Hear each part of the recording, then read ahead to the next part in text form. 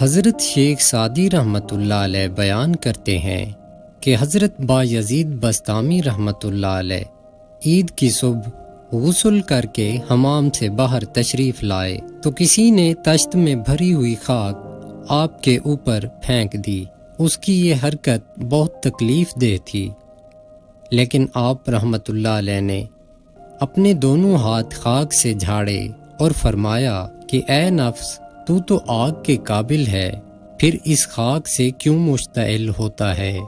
حضرت شیخ سعدی رحمۃ اللہ علیہ اس حکایت کو بیان کرتے ہوئے فرماتے ہیں کہ جو خود بھی ہو وہ خدا بھی نہیں ہو سکتا، اور اللہ کے نیک بندے کبھی خود پر متوجہ نہیں ہوتے، اور جو اپنی ذات کی نفی کرتا ہے، عاجزی اختیار کرتا ہے، وہی بلند مرتبہ کا حامل ہوتا ہے، اور غرور انسان کو خاک میں ملا دیتا ہے۔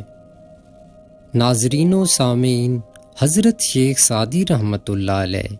اس حکایت میں بیان کرتے ہیں کہ کمال ضبط کا مظاہرہ، بہترین اخلاق سے مزین اللہ کے نیک بندے ہمارے لیے مثال ہیں۔ ہم بھی اپنے نفس پر غلبہ پا کر اپنی قوت برداشت کو بڑھا سکتے ہیں، اور بدلہ لینے کی قدرت کے باوجود بدلہ نہ لینا بہت بڑا کمال ہے۔